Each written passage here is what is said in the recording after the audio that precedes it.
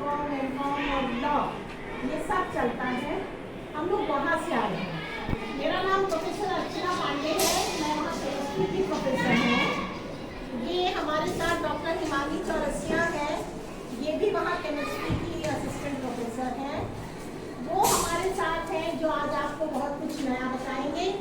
आप डॉक्टर दीपक गोल्ड हैं, आप बॉटनी डिपार्टमेंट से वहाँ हैं। ये जो बच्ची ये बात रिसर्च करती है इसका नाम काजल है, और वो जो बच्चा हो रहा है वो रिसर्च स्कॉलर है केमिस्ट्री में, ये दोनों रिसर्च स्कॉलर है, उसका नाम अश्विनी है।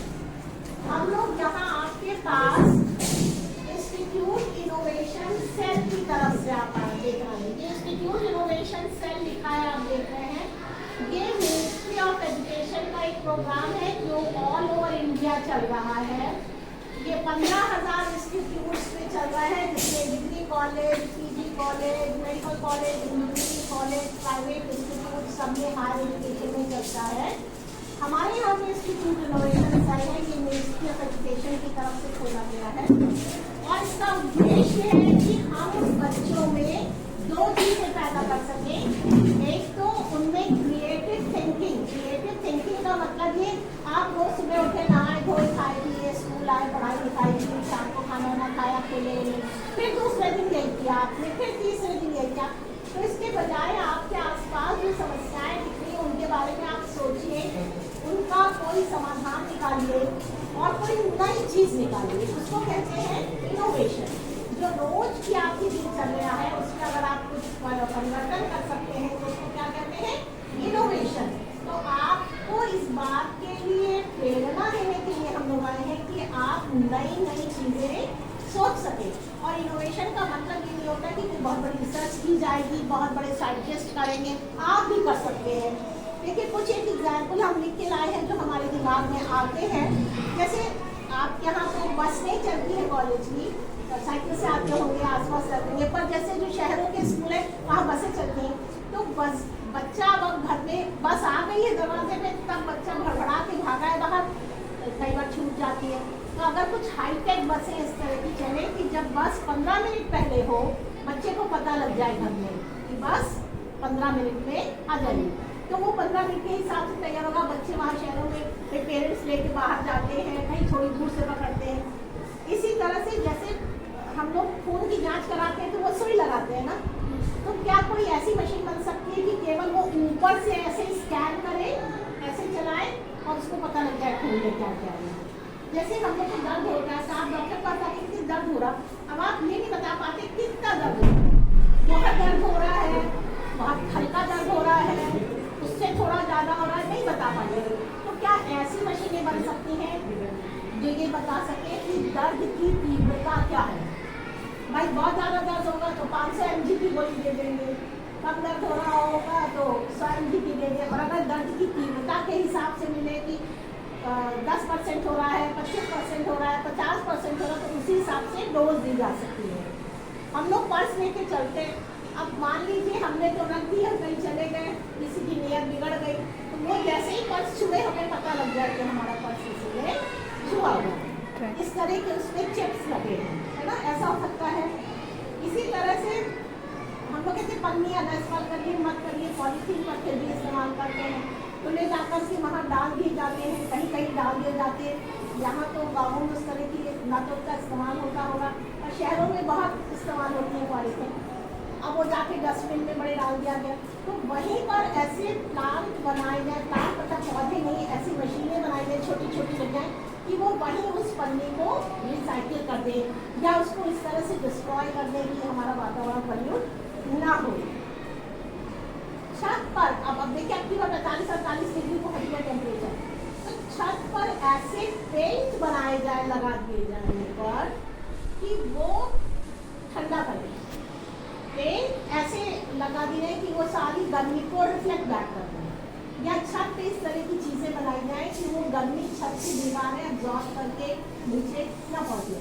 सुबह से तो गर्मी नहीं रहती, पर 3-4 बजे के करीब आप देखिए दीवारों से गर्मी अंदर आने लगती। क्या बना सकते हैं, अब हम लोग क्या करते हैं कि घरों में कीटनाशक पदार्थ को डाल के बाल्टी के पानी में पोछा लगाते हैं कि वहाँ पर, यहाँ तो हरियाली है, वातावरण वैसे ही शुद्ध है, पर शहरों में तो आप जानती हैं कितनी गाड़ियाँ, कितना पोल्यूशन, कितना कुछ होता है।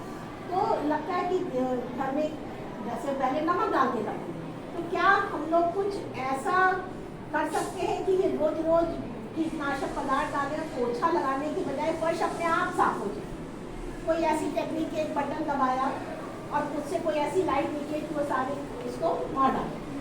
इस तरह की मेरे पास बहुत है, ज़्यादा समय नहीं लेंगे, पर हमारा कहना है ये तो बड़ी बड़ी चीज़ें हैं। वैसे भी अपने घरों में खाना जल्दी से जल्दी कैसे किचन में बन जाए। हाँ हाँ, जैसे देखिए अब यहाँ पर आप लोग सब बैठे हुए हैं, 3 पंखे लगे हुए हैं, है ना, इधर भी बच्चों को लग नहीं रहा। तो क्या हम ऐसा कर सकते थे कि एक पूरी रॉड यहाँ से वहाँ तक लोहे की लगाए, एक पूरी रॉड इधर से उधर लोहे की लगाए, और ये जो सीलिंग फैन एक जगह फिक्स है, इसमें व्हील लगा दे नीचे, पहिया, वो इधर से इधर चले। पहला पंखा जब इधर से इधर जा रहा है तो दूसरा उधर से इधर आ रहा है, तो सबको हवा लगेगी कि नहीं लगेगी? इसमें कौन सा बड़ा दिमाग लगाना है कि नहीं है? तो है तो 3 की जगह 2 पंखे हो गए, पर इसी को कहते हैं इनोवेशन। कोई भी काम आप कर रहे हैं उसको कैसे आसान कर सकते हैं, कोई भी प्रोसेस है, कोई भी जीवन बढ़ाइए, कैसे आप कर सकते हैं कि आसानी से हो जाए। हम कहते हैं लड़कियाँ दुपट्टे पहनती है, रोज रोज पिनअप करती है, 230 दिन होती हैं आप, फिर उसको लगाती हैं, फिर डर लगता है घुस न जाए कहीं, फिर जाती है तो उतारती हैं। फिर कोई ऐसी टेक्निक है कि बस दुपट्टा ऐसे लगाया और यहाँ कुछ चिपक गया, वो आते हैं भाई बैग नहीं होते हैं जैसे जैकेट ऐसे ऐसे लगा हो, आपने ऐसे किया चिपक गया, ऐसे किया निकाल गया। तो ये कोई बड़ी चीज़ इस तरह इसको इनोवेशन है। और एक दूसरी चीज़ है जो जल्दी से हम बात करके खत्म करेंगे, जो हम लोग का उद्देश्य होता है एंटरप्रेन्योरशिप। एंटरप्रेन्योरशिप कुछ नहीं है, बिजनेस करना, अपना व्यापार करना, क्योंकि नौकरियाँ देखिए अब है नहीं, तो आप अपना व्यापार करके कैसे चल सकते हैं। तो ज़रूरी नहीं है कि कोई नए आइडिया लेके आप व्यापार करें, जो व्यापार पहले से चल रहे हैं, आपके घरों में हो रहे हैं, उन्हीं को ले, उसको कहते हैं स्टार्टअप। स्टार्टअप मतलब आपने नया नया शुरू किया, उसके लिए प्रधानमंत्री जी की बड़ी योजनाएं हैं, आप उसमें लोन ले सकते हैं, लघु उद्योग विकास योजना है। और फिर जैसे 12th पास कर लिया, अब ये बहुत कुछ नहीं कर रहे हैं, तो अपने व्यापार आप करें, उसको कहते हैं एंटरप्रेन्योरशिप। तो 2 लक्ष्य है इस इंस्टीट्यूट इनोवेशन करके।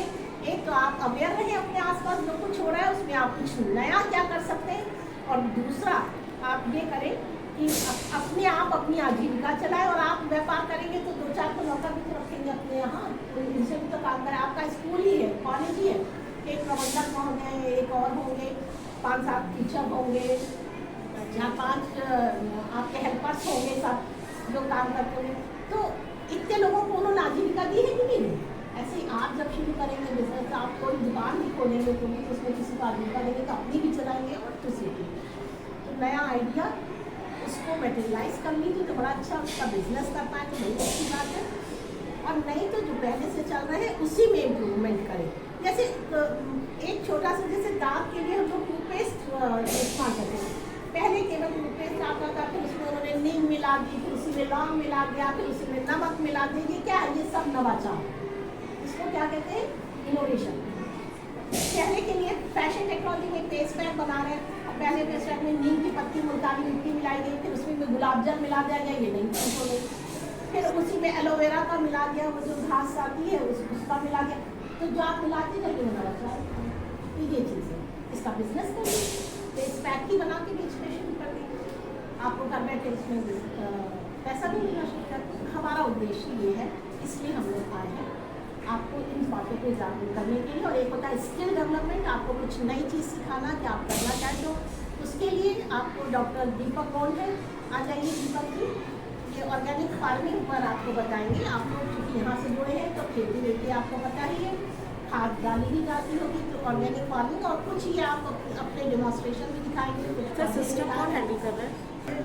हम ये हिमानी मैम, कॉलेज के प्रबंधक और प्राचार्य महोदय, और हमारे कॉलेज से आए हुए हमारे केंद्रीय स्कॉलर हैं, तो प्यारे बच्चों, जैसा कि हम जानते हैं कि आज का जो दौर है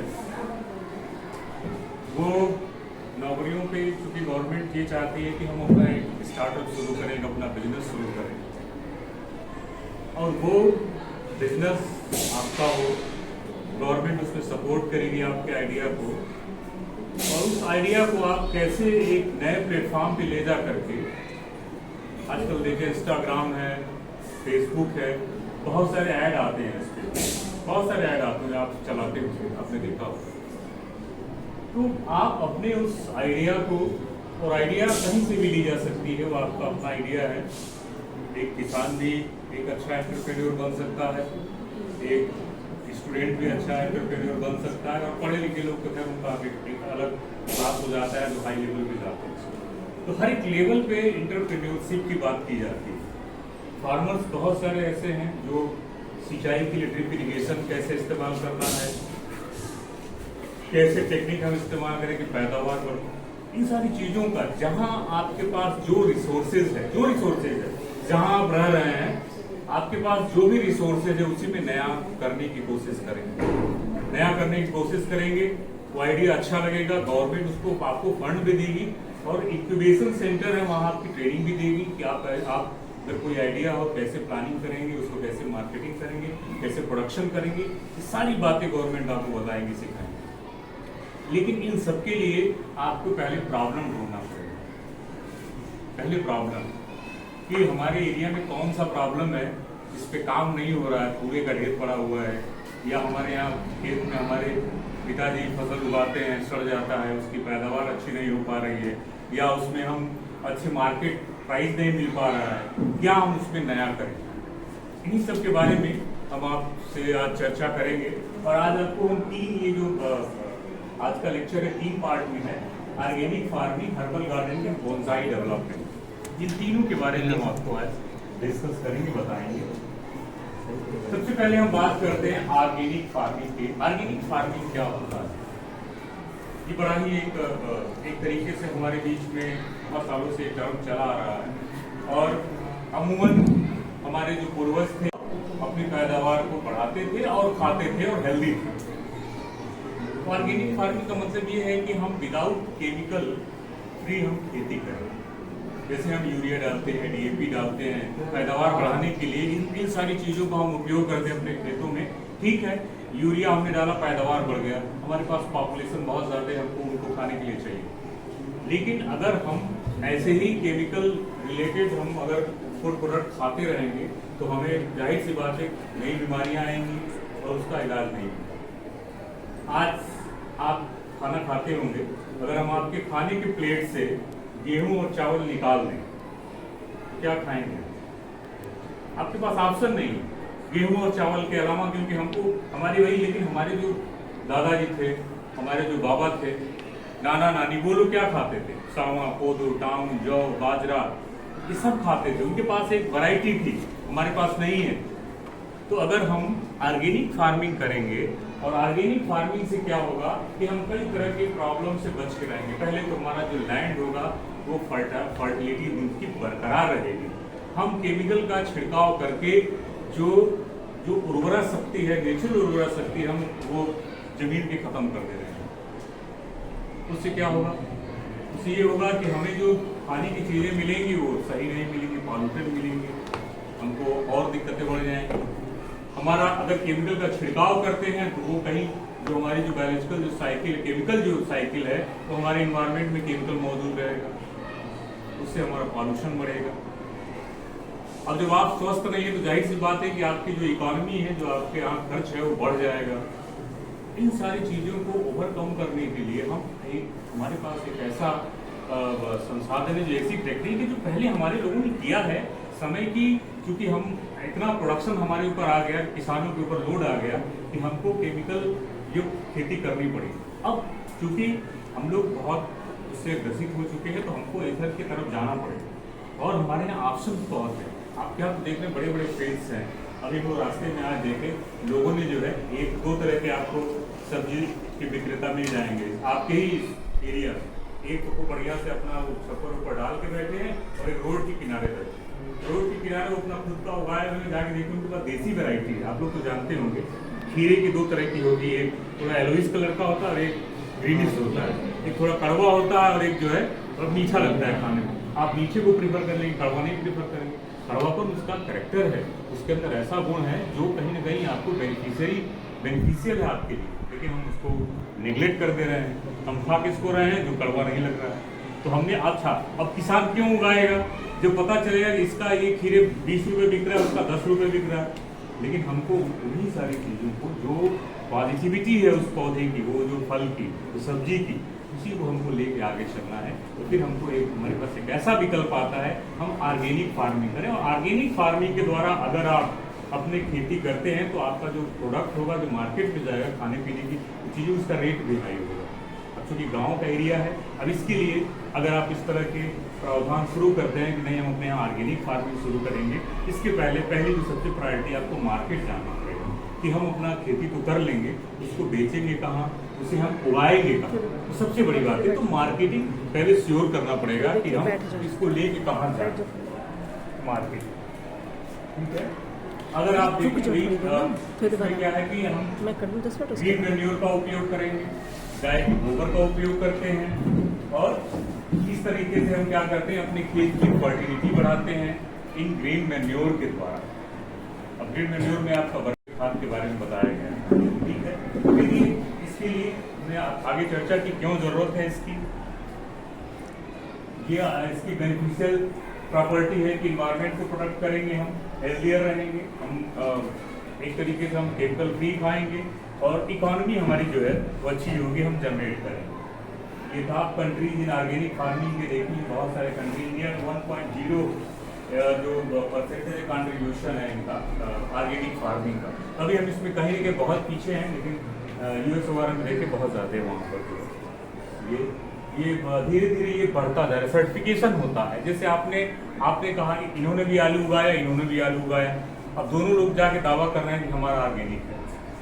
ये हम कैसे मानेंगे? जो ऑर्गेनिक उगाता होगा उसका सर्टिफिकेशन कोर्स होता है, वो सर्टिफिकेट गवर्नमेंट की बहुत सारी संस्थाएं हैं जहाँ पर सर्टिफिकेशन का प्रोग्राम होता है कि वो कहेंगे कि नहीं मैंने ये देखिए हमने सर्टिफिकेशन लिया है, हमारा ये जो आलू है ये ऑर्गेनिक है, इनका ये नहीं, क्योंकि इनके पास सर्टिफिकेट नहीं होगा तो उसका प्राइस ज़्यादा होगा, आपके पास सर्टिफिकेशन होता है। और उसके अलावा भी दिल्ली में या लखनऊ में बड़े बड़े ऑर्गेनिक फार्मिंग के मेले लगते हैं, उसमें जो सम्भ्रांत किसान हैं अपने अपने आइडियाज़ लेके जाते हैं, वहाँ पर रखते हैं, दिखाते हैं, और उनकी जो भी अच्छी चीज़ें होती हैं लोग उनसे लेते हैं।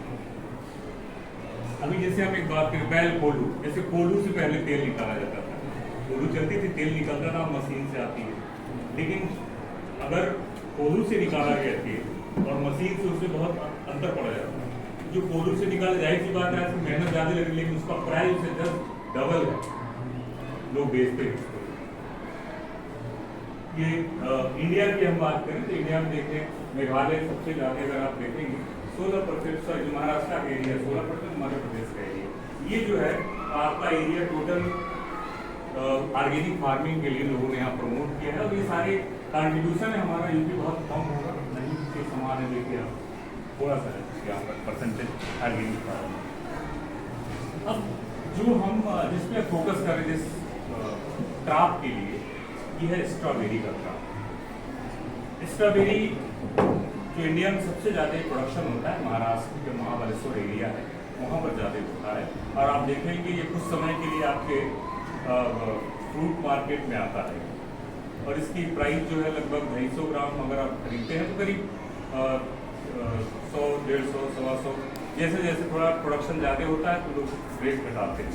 लेकिन ये ऐसा फ्रूट है, इसका जैम भी बना सकते हैं, जेली भी बना सकते हैं। और आजकल आपके प्रयागराज के आसपास के एरिया में स्ट्रॉबेरी की खेती हो रही है। और जैसे आप घरों पे आप खेत है आपका, खेत में भी देखते हैं इसकी क्या हम इसको कर सकते हैं। ये कौसाम्बी के किसान हैं, इन्होंने फार्मिंग किया हुआ है, कौसाम्बी में फार्मिंग किया हुआ देख रहे हैं।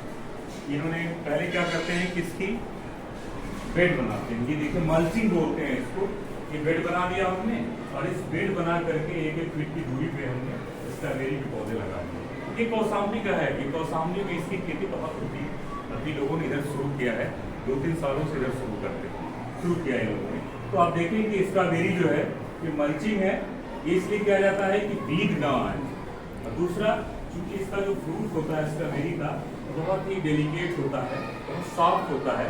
अगर वो कहीं से नीचे जाएगा और लड़ेगा किसी चीज़ से, हवा बहा लड़ा, तो उससे वो इन्फेक्शन हो सकता है। तो इसको बचाने के लिए ये प्लास्टिक की एक थिन लेयर बिछा देते हैं और थोड़ा सा माउंट बना देते हैं, ऊंचा मेढ़ी जैसे आप बोलते हैं गांव में मेढ़ी बनाते हैं, उसके ऊपर मल्चिंग कर देने से क्या होता है कि एक तो फ्रूट भी सेफ रहता है और दूसरा जो वीड आते हैं, खरपतवार जो आते हैं वो नहीं आते हैं। और इसके फायदा क्या है कि जो नीचे से खरपतवार होंगे वो सड़ जाएंगे और वो भी ऑर्गेनिक मैन्योर की तरह काम करेंगे और इसमें कोई वो केमिकल नहीं डालते हैं। तो इसकी खेती आपके एरिया में भी बहुत आसान है। जो विंटर का महीना आता है, अक्टूबर नवंबर में इसकी खेती लगनी शुरू हो जाती है और 2 से 3 महीने में इसमें स्ट्रॉबेरी लगनी शुरू हो जाती है। और स्ट्रॉबेरी की इतनी खपत है आपके प्रयागराज में ही कि यहाँ पर लोग मुहैया नहीं करा पाते, इतनी डिमांड है स्ट्रॉबेरी की और बहुत कम लोग कल्टीवेट करने वाले हैं। तो अगर आपके यहाँ अगर बहुत ज़्यादा लैंड हो और आप इस पे आना चाहें तो ये एक ऑर्गेनिक फार्मिंग के लिए इस एरिया के लिए आपके लिए बहुत बढ़िया कैश क्रॉप की तरह है। कैश क्रॉप का मतलब ये होता है वो क्रॉप जिसे आप डायरेक्ट ले जा करके बेच दीजिए और पैसा आपको मिल गया। कहीं आपको किसी ने गवर्नमेंट ना गोदाम में डालना है ना कहीं डालना है, आपने अपना फसल तैयार किया और ले जाकर दे दिया, उन्होंने पैसा आपको दे दिया। तो ये कैश क्रॉप की तरह है, आप इसको ग्रो करा सकते हैं। देखिए ये हार्वेस्टिंग किया हुआ है इसका भी और एक कौसाम्बी का ये है, बड़ी अच्छी इसकी क्वालिटी भी है। ऐसा नहीं है कि जो महाराष्ट्र में स्ट्रॉबेरी होती है और यहाँ के स्ट्रॉबेरी में दोनों देखिए तोड़ के आया हुआ है खेत से ही कौसाम्बी का, और इसकी पैकिंग की गई है। पैकिंग करके फिर ये आप मार्केट में इसको क्या करते हैं डिस्ट्रीब्यूट कर देते हैं। तो बहुत सिंपल है, आपको थोड़ी सी टेक्निक लगानी है, अपनी सिलेक्शन करना है आपका कौन सा एरिया है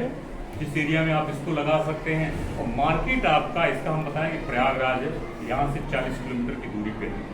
तो आप अगर बहुत ज़्यादा प्रोडक्शन कर देते हैं, बनारस आपके यहाँ पास में है, लखनऊ पास में, ये ऐसे एरिया है कि हम तो इलाहाबाद की डिमांड नहीं पूरा कर पाते। हम बनारस और लखनऊ छोड़ दीजिए, हमारा खपत ही इतना ज़्यादा हो जा रहा है। यहाँ पर करीब लगभग जो डिमांड थी करीब क्या किया है, इनके पास छत था कहीं जमीन नहीं है, तो इन्होंने क्या किया पीवीसी पाइप हम लाए, अभी आपको बताएंगे इसके बारे में। पीवीसी पाइप है और बैम्बू बहुत सारे कैविटी वाले आते हैं जो खोखला होता है बांस। उन्होंने क्या किया कि उसमें अपने देखें आप इस सारे टेरिस पे अपने छत पे ये किनारे जो है ये वेजिटेबल्स लगा रहे, टोमेटो लगाया है, ब्रिंजल लगाया है, इसमें मिर्चा लगाया है। ये वर्टिकल फार्मिंग के जैसा है और छत पे इनको आसपास जगह नहीं है, खेती नहीं है, तो इनका जो आइडिया है और इससे ये आसपास की जो कम से कम 15 से 20 केजी का इनका एक अनुमान था कि आसपास क्या ये सब्जियां पर डे निकाल देते हैं। 15 से 20 केजी खाएंगे नहीं है तो आसपास सेल आउट कर देती है। और मजे की बात यह है कि लोग ऑर्गेनिक के नाम पे इनको पसंद करते हैं। तो अगर आपके पास छत हो, आपका अगर लैंड नहीं हो और आप शहर में जाकर रह रहे हो, यहाँ भी आप कर सकते हैं। वेस्ट ऑफ द वेस्ट का प्रयोग करिए, खाली डब्बे हो, गद्दे हो, तो इस तरीके का आप अपने छत पे ही उपयोग करिए। क्योंकि ये मान के चलिए कि आने वाले समय में अपना अनाज और अपना जो खेती का कॉन्सेप्ट फिर से आएगा। चाहे आपके पास जितना ही खेती हो, आप अपना खुद तक उगा के पसंद करेंगे, न कि बाजार से ला करके खाना। ठीक, ये सुविधा एक बड़ी हाईलाइटेड है। आप इनके बहुत सारे यूट्यूब पर वीडियो एक मोटिवेटर भी हैं और ये बहुत अच्छा से काम कर रहे हैं। दूसरा जो एक मोटिवेटर ये हैं, ये एक रमेश गर्ग जी हैं, ये दिल्ली के हैं। इन्होंने क्या किया 55 ईयर ओल्ड रिटायर्ड टीचर हैं, जैसे रूम में बैठे, इस रूम में ऐसे ही रूम में इन्होंने केसर उगाया। और केसर जैसे सैफरान कहते हैं, कुछ लोग जाफरान भी कहते हैं, केसर बड़ा महंगा आता है। और उन्होंने देखिए वर्टिकल फार्मिंग किया है। देखिए छोटे छोटे ट्रे हैं, ये छोटे छोटे बल्ब होता है, जैसे आप प्याज का गांठ देखते हैं, लहसुन का गांठ देखते हैं, वैसे ही छोटी गांठ होती है और उगाई। फ्लावरिंग आप देखिए, बस इन्होंने क्या किया है कि टेम्परेचर मेंटेन किया है और वो टेम्परेचर जो कश्मीर में होगा उसी के आसपास का टेम्परेचर वो बनाया है। और ये महीना 3.5 लाख पर मंथ की इनकी जो है इनकम है। एक छोटे से रूम में जहाँ पर ना सॉइल लगना है, आपने क्या किया है कि वर्टिकली एक हॉरिजॉन्टल एक सेल्फ बनाया और उसी सेल्फ पे छोटे छोटे लकड़ी के आपने सेटअप लिया है और उसी में ले जा करके रख दिया है। और ये केसर के फ्लावर देखिए, सारे फ्लावर हैं और इसका स्टिग्मा, स्त्री केसर जिसे बोलते हैं हिंदी में, फ्लावर में एंकर होता है और स्टिग्मा, तो स्त्री केसर यानी स्टिग्मा जो है वही केसर होता है। स्टिग्मा इसका केसर की तरफ उपयोग किया जाता है। और ये एक ऐसे रिटायर्ड टीचर हैं जिन्होंने एक छोटे से रूम में केसर का कल्टीवेशन किया। तो ये एक बस टेम्परेचर आपको थोड़ा मेंटेन करना है। पुणे में, महाराष्ट्र में बहुत बड़ी इसकी खेती हो रही है। क्योंकि कभी कश्मीर जाना जाता था केसर के लिए, लेकिन अब लोगों ने उगाना शुरू किया, टेम्परेचर मेंटेन किया और थोड़ा सा अपना इनोवेशन डाला और सीडलिंग वहाँ से, ये बल्ब वहाँ से मंगवा लिए कश्मीर से, अपना उगा रहे हैं। कितना अच्छा इसमें है। तो ये सब कैश क्रॉप है, हाईली डिमांडेड है, ये हमेशा कहीं भी आप यहाँ भी बेचेंगे, यहाँ भी बिकेगा। तो इस तरह की चीज़ें इनोवेशन हम कर सकते हैं अपने एग्रीकल्चरल लाइफ में, थोड़ी सी प्रैक्टिस करें। सेकेंड पार्ट है इसी का, अभी आपने ये ऑर्गेनिक फार्मिंग के बारे में थोड़ा सा चर्चा किया, हम हर्बल गार्डनिंग की बात करते हैं। आजकल जब से कोविड आया है तब से हमारी कंट्री में क्या हुआ कि जरूर कोविड के समय आप लोग को ध्यान रखो, उसमें कुछ सारे बच्चों ने काढ़ा पिया हो। वो काढ़े हमारे कहाँ से आए? हमारे मसालों से थे, आसपास के पेड़ पौधे पे, किसी ने कहा गिलोय का काढ़ा पीना चाहिए, अदरक डालना चाहिए, हमने सबका पिया, ठीक है। इसको WHO ने भी माना कि जो हमारी इंडियन मेडिसिन सिस्टम है, आयुर्वेदा या सिद्धा हम कहें, वो हमारे यहाँ बड़ा ही इफेक्टिव है और चूँकि फ्रेश मटेरियल मिल जाए तो हम बहुत सारा इसका उपयोग कर सकते हैं। Day by day herbal plant की डिमांड बढ़ती जा रही है और आप देखें, आप आयुष का एक रिपोर्ट है 2009 में जो है 290.6 ये USD मिलियन में, US डॉलर मिलियन में जो है ये डिमांड आई थी और बढ़ती जा रही है इंडियन मेडिसिन सिस्टम की। तो आपका जो एरिया है, ये आपके एरिया के अकॉर्डिंग, जो ये मांडा वाला एरिया है, यहाँ पर थोड़ी गर्मी ज़्यादा पड़ती है, तो हम उन्हीं पौधों को सेलेक्ट करके लाए हैं जिन पौधों की खेती यहाँ आसानी से हो सकती है। और यहाँ कुछ पौधे ऐसे ही उगे हुए मिलते हैं। इसमें एक होता है कस्तूरी दाना बोलते हैं इसको। आपने देखा होगा पहले गुड़ काले रंग के आते थे, बड़े काले होते थे। अभी जो गुड़ है थोड़े से ऐसा लगता है कि नहा धो के आए होते। सिर्फ उसमें अंतर ये इसी का रूट डालते हैं और वो सारी उसकी जो मैलापन है वो काट करके उसको जो हटा देता है और वो जो गुड़ जो आपको बिल्कुल काला, आपको खाना नहीं पसंद था, अब आप उसको खाते हैं। ये कस्तूरी दाने की खेती, जैसे आप भिंडी है, भिंडी परिवार का एक मेंबर है, एबलमॉस्कस इसका नाम है। और कस्तूरी दाना जो है हम यहाँ पर आराम से उगा सकते हैं। इसका कॉन्स्टिपेशन में, आर्थराइटिस में, जो यूरिनरी डिसऑर्डर है उसमें इसका उपयोग किया जा सकता है। तो इसका जो आपके, क्योंकि क्लाइमेट हमारा थोड़ा गर्म है यहाँ का, तो ये आपके एरिया में लगाने के लिए सुटेबल प्लांट है। यहाँ पर आप इसको लगा सकते हैं। एकोरस कैलेमस बच बोलते हैं। और जहाँ जहाँ पानी का एरिया होता है, ये तालाब के किनारे, अगर आपको कोई खेत है, आप यूटिलाइज नहीं कर पा रहे, वाटर लॉगिंग हो जाता है, आप कुछ नहीं बच लगा दीजिए। ये इसका राइजोम है। और ये देखिए स्टमक प्रॉब्लम है, अल्सर में, इन्फ्लेमेशन, पेट में जो जलन होती है, इन सब में इसका बहुत उपयोग किया जाता है। तो ये खेती बड़ा आसान है। आप अपने आसपास के एरिया में जहाँ पानी हो वहाँ उगा सकते हैं इसके बारे में। फिर ये अश्वगंधा ऐसा पौधा है जो शरीर की दुर्बलता को बढ़ाता है। इसका जो फ्रूट है और ये रूट है, ये दोनों बड़ा उपयोग किया जाता है। फ्रूट को पनीर डोडा भी लोग बोलते हैं, जिनके घरों में शुगर के पेशेंट होते हैं उसका उपयोग करते हैं, उसको लगाते हैं, खाते हैं इसको। और ये जो है जोड़ों में दर्द होगा, आर्थराइटिस होगा, उसमें उपयोग किया जाता है। Stress, weakness, mental problem, memory loss, muscles weakness में, इन सब में इसका। और सुगंधा आप ढूंढेंगे, मैं अगर यहाँ ढूंढूँ तो आसपास की जो पथरीली एरिया है पीछे दिखाई दे रहा है, ये आसपास के एरिया में सुगंधा मिल जाएगा, क्योंकि इसको स्ट्रेस एरिया बड़ा पसंद है। ये वहीं उगेगा जहाँ पर पानी की कमी होगी। तो ये एक पौधा ऐसा है कि जिसकी आप हर्बल, यानी अगर आप कल्टीवेशन करना चाहें तो ये इसको आप कल्टीवेट कर सकते हैं। बहुत आसान है इसका कल्टीवेशन, इसको तो पानी नहीं। ये जो एक प्लांट है कार्बोनेट का, एंडोग्राफिस पैनिकुलेटा, चिरैता बोलते हैं या हरा चिरैता बोलते हैं। थोड़ा कड़वा होता है लेकिन नाम ही इसका कालमेघ है। आपके जो शरीर में बहुत सारे ऐसे लीवर से रिलेटेड जो भी प्रॉब्लम है, अगर आपने कोई सिरप लिया है लीवर के लिए, किसी डॉक्टर ने आपको सिरप लिखा है या खांसी में, तो इसका उपयोग इसमें करते हैं लीवर के सिरप बनाने में। तो ब्लड प्यूरिफिकेशन में काम करता है और लीवर को तो बहुत कुछ उपयोग करता है। तो इसका भी आप यहाँ पर खेती कर सकते हैं।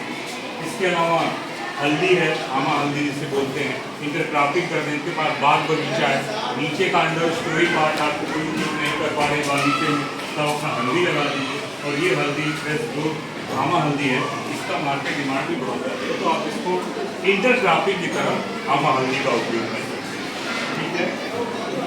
ये पौधा ऐसा है सर्पगंधे का, देखिए इसका जो जड़ है वो सांप की तरह है, नहीं इसीलिए इसका नाम सर्पगंधा रखा गया है। और ये पहली ऐसी हाइपरटेंशन की दवा थी जो इसके जड़ से बनाई गई। इसकी भी खेती है, इसकी इतनी डिमांड है कि पूरा लोग नहीं कर पाते।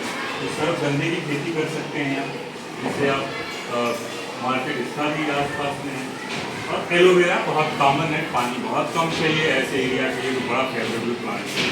ये उगेगा आपके घरों पे। बहुत सारे ऐसे लोग हैं जिनके एलोवेरा लगाओ, आप देखते होंगे इसको ना कहीं पानी दीजिए, कुछ नहीं मांगता है, और आप सिंपली में इसको लगा सकते हैं। ठीक है, तो एलोवेरा का प्लांट हो गया। तीसरा जो पार्ट है आपके इसमें बोनसाई का। बोनसाई का मतलब ये है कि बौना पौधा, एक तरीके से मान लीजिए बौना पौधा। तो बोनसाई की हिस्ट्री क्या है? चाइनीज और जापानीज, अगर आप देखें ओरिजिन वहीं से चाइना से।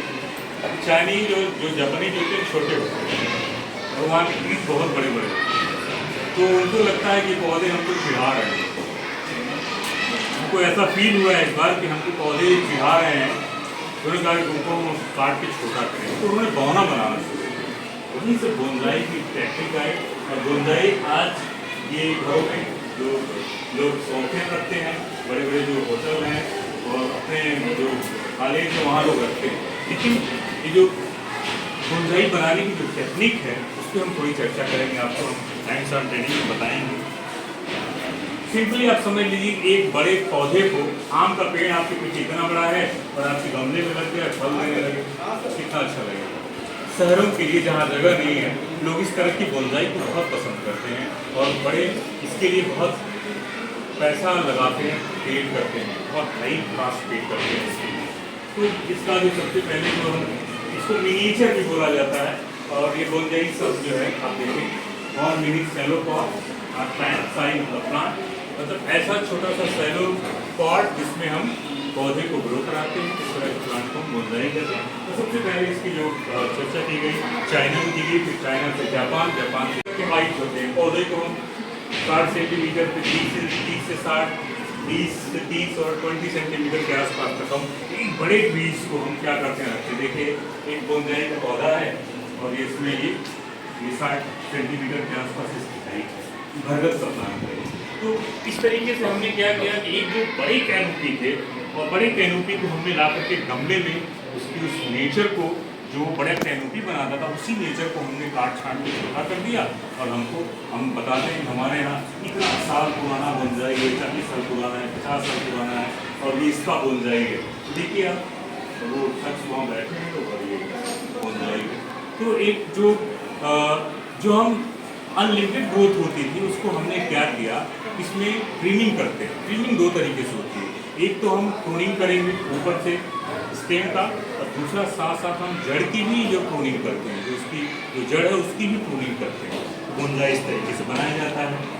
ये अलग अलग मीडियम साइज की बोनसाई 30 से 60 सेंटीमीटर की है। इसकी शेप दिए जाते हैं, अलग अलग शेप एंड साइज इसका बनाया जाता है। जैसा प्लांट का नेचर होता है वैसा शेप देने की कोशिश करते हैं। स्मॉल बोनसाई है, आप जाएंगे खरीदते हैं, अभी हम इसका रेट भी कुछ बोनसाई का हम बताते हैं। तो 20 से 30 सेंटीमीटर के स्मॉल छोटे छोटे बोनसाई हैं। आप देखें ये भी मिनीचर, ये 20 सेंटीमीटर से भी छोटा है, लेकिन ये कई साल पुराना हो गया। ये बोनसाई कई साल पुराने हैं। तो आपके टेबल पे जो आपने टेबल रखा है वहाँ पर है, आपके आसपास के एरिया में है जहाँ पर आप रहना पसंद करते हैं, आपके गार्डन में है। देखिए इसकी चाइना से इसकी ओपनिंग हुई है, बुद्धिस्ट थे, उन्होंने इसको बनाया, फिर जापान में इंट्रोड्यूस किया और वहाँ से पूरा यूएस और एशिया के, यूरोप एशिया के पार्ट में, यानी सेकेंड वर्ल्ड वार के बाद इंट्रोड्यूस हुआ। अलग अलग प्लांट स्पीसीज है जिसमें आप देखें बैम्बूस के हैं, फिर फाइकस के हैं। फाइकस का मतलब है पीपल, बरगद, जो आप देखते हैं सब इसी परिवार के मेंबर है। फाइकस जीनस है इसका। लार्ज कैनोपी होती है, बड़ी बड़ी कैनोपियाँ होती हैं। आपने बरगद का पेड़ देखा होगा, बड़े विशाल विशाल प्लांट देखा होगा, लेकिन अभी हम आपको ये जो बोनसाई बनाई गई ये वाली, ये हवा की जस्ट अपोजिट साइड है। ये देखिए, आप देखें हवा चलता होगा, ये हवा की जस्ट अपोजिट साइड में इसकी शेप दी गई है कि हवा इसको डिस्टर्ब नहीं करे। तो ये सब ध्यान में रखते हैं बोनसाई। और एक पेशेंस वाला काम है, एक आर्ट है बोनसाई का। आर्ट, ये आर्ट है। कितना हम इसको अच्छे से ट्रिमिंग कर लें, कितना अच्छे से इसकी हम शाखाओं को बढ़ा दें, कहाँ से हम कट करेंगे तो कैसा आएगा ये। फिर जब आप इसमें लगेंगे, इसका बिजनेस बहुत बड़ा है। इंडिया की सबसे बड़ी बोनसाई की जो सेंटर है वो पुणे में है। वहाँ पर एक एक बोनजाई की कीमत 10 लाख 15 लाख की एक पौधे की कीमत। और बाहर से जो वो मंगाते बाहर से मंगाते कुछ डेवलप करते हैं। ये बिल्कुल स्टेट स्टाइल है। अपराइट देखें आप, इसकी जो ग्रोथ है अपराइट है। ये विंडिंग साइड में है, ठीक है। ये इनफॉर्मल अपराइट पोजीशन है, दोनों तरफ ये डायरेक्शन में जा रहा है। ये ऑब्लिक है, एक तरफ इसको झुकाया गया है बोनजाई को। ये विंड स्पीड, ये जो विंड की जो साइड है हवा की जो है उससे रिलेटेड है। अगर हम एक बोनजाई की कीमत देखें तो आप देखें ये बेनियान ट्री की बोनजाई है, ये अमेजन पे था। आप इसकी कीमत देखिए जो 51,000 के आसपास की बोनजाई है। तो अगर आपके आसपास का एरिया ऐसा है, यहीं आपके जौनपुर में एक सज्जन है जो बोनजाई बहुत यूपी में सबसे बड़ा बोनजाई का कलेक्शन है, और उससे ज़्यादा अगर आप देखना है तो फिर आपको NVRI जाना पड़ेगा। लेकिन अगर आप इसकी प्राइस की बात करेंगे बोनजाई की, तो ये एक आर्ट है, एक इनोवेशन है, और आप इसके तहत आप जो है ये भी दूसरी एक बोनजाई देखिए 5 लाख के आसपास इसकी कीमत है। इस बोनजाई की ये पौधा ही 5 लाख का है, लेकिन ये करीब 30 साल 25 साल पुराना होगा। इसको बनाने में बहुत टाइम लगा। ये 1 लाख से ऊपर 1.5 लाख के आसपास का बोनजाई है। ये बोनजाई को मार्केट में कैसे बढ़ता जा रहा है, ठीक है। अभी देखें आप 2032 का 2.175 USD। इस तरह के आर्ट, एक तरीके से आर्ट है ये। इस आर्ट को अगर आपने इसमें लगना कुछ नहीं, आप अपना सुबह समय आप पढ़ने आ जाइए, सुबह का आधा घंटा दे दीजिए किसी पौधे पे, कैसे बनाना है वो सारी चीज़ें भी हम आपको एक लाइव डिमॉन्स्ट्रेट करके दिखाते हैं। तो ये सारी चर्चा थी जो हम आपसे करना था, आपको मिलता है। फिर अब कुछ चीज़ें हैं डेमो, हम आपको थोड़ा पकड़ दें। अब देखिए आपके घरों में क्या होता है कि पाइप फट गया, आपने फेंक दिया पाइप, कोई उपयोग में नहीं आने वाला, कबाड़ी लेके जाएगा बेच देगा। छोटे छोटे पाइप्स हैं, 5 फीट के, 2 फीट के, 3 फीट। आपने देखा है सुनीता नाम की लेडी को हमने देखा है। सिंपल है, आप क्या करिए PVC पाइप में ये दोनों तरफ होल है, एक तरफ इसको क्या करें कवर कर लेंगे तो पानी ज़्यादा बाहर नहीं जाएगा। हल्का सा छेद पोर रखना पड़ेगा, और यहाँ भी कर सकते हैं। यहाँ पर दोनों साइड के लिए एक वर्टिकल टावर है, जिनके घरों में, इनके छत पे, घर के जगह नहीं है, छत पे है। वो चाहते हैं कि हम, सबकी इच्छा होती है कि हमारे यहाँ गार्डन हो, लेकिन कई लोग इस पर नहीं काम कर पाते हैं, हमें स्पेस नहीं है, हमें इसका होना नहीं। आपके पास बहुत स्पेस है, छत जाकर देखिए, छत पे आप अपनी खेती कर सकते हैं। PVC पाइप हो, बैम्बू हो, इसके अलावा आपके यहाँ थर्माकोल के जो डब्बे आते हैं उसमें आप चाहें तो इस तरह के आप शुरू कर सकते हैं।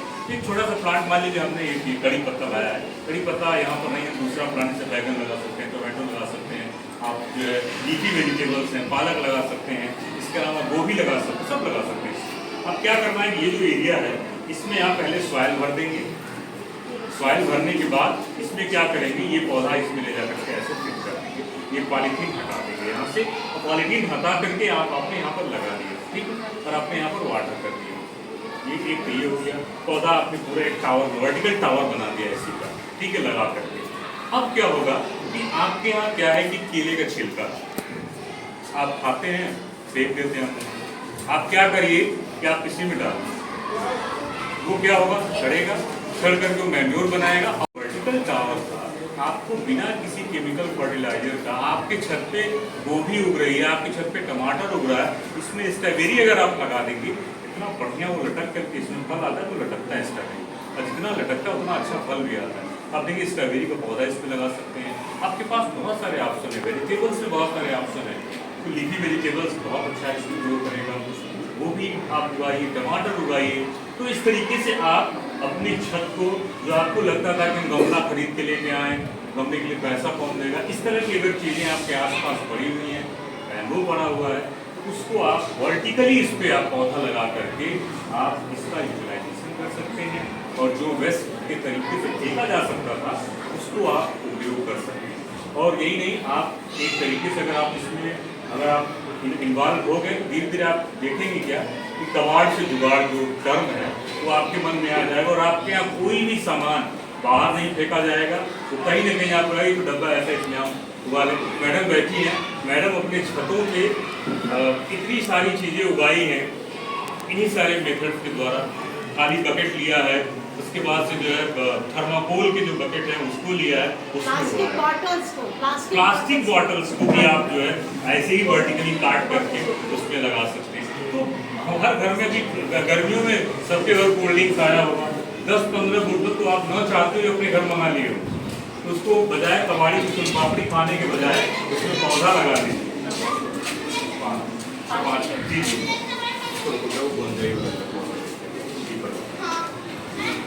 जो ग्लासेस में आप लोग पौधे लगाते हैं बना रखा है, तो ये पीपल का पेड़ था, रोड के किनारे लोगों ने उखाड़ के फेंक दिया था।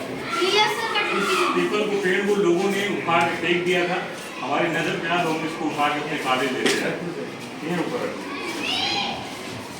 और देखिए इसको जो आपने कहा कि मिनिएचर, हमने क्या किया, इसको बांध दिया, बांधने के बाद अभी सारी प्रूनिंग करेंगे। अभी सीजन है बहुत अच्छा, इसमें हम प्रूनिंग कर देंगे और इसकी जैसे डाली के हम शेप देना चाहें, इसको अगर थोड़ा सा मोड़ देंगे तार लगा के इसी शेप में आ जाएगा। तो हम कटिंग, अब इसकी कटिंग हम यहाँ से कर देंगे। अब इसकी हम लेटरल ब्रांचिंग चाहिए आपको बहुत सारी। तो क्या देखेंगे आप, जैसे बर्गर के रूट निकल जाती है ना, बर्गर में देखिएगा एक रूट ऐसी मेन ट्रांस स्टेम है, शाखाओं से जड़ आ जाती है।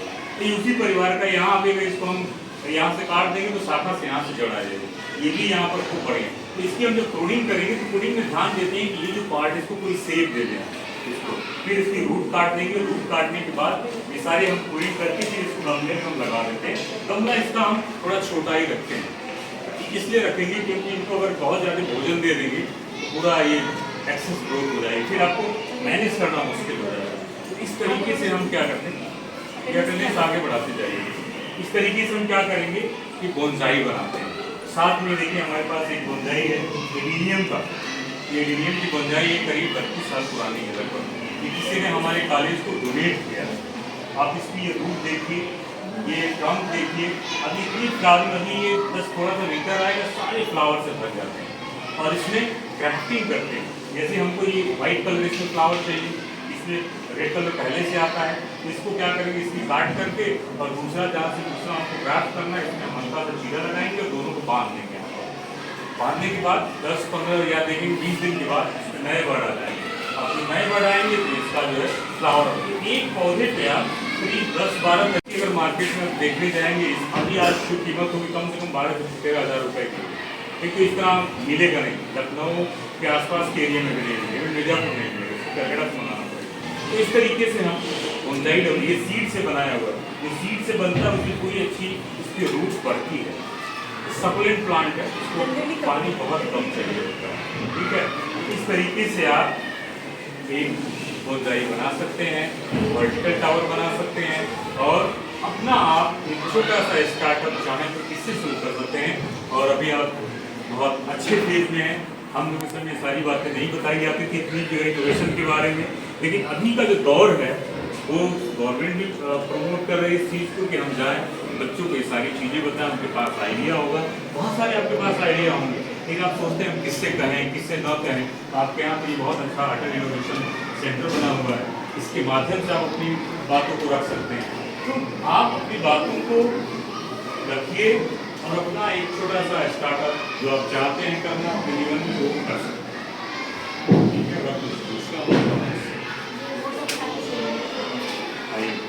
किसी बच्चे को कुछ पूछना है सर से? पूछ सकते हैं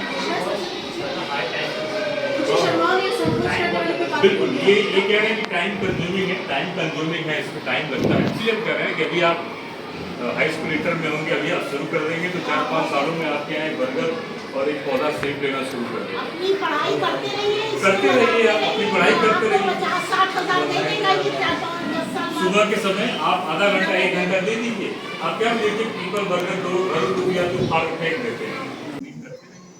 ये बहुत अच्छा है, इसमें ना आपका कुछ लगना है, आपके आसपास का ही है, आपके यहाँ बकेट पड़ा उसी में लगा दीजिए, खाली चू रही है, बाल्टी चू रही है, पिताजी फेंक देंगे, आप भी सुन पापड़ी खा रहे हैं उसी में लगा दीजिए।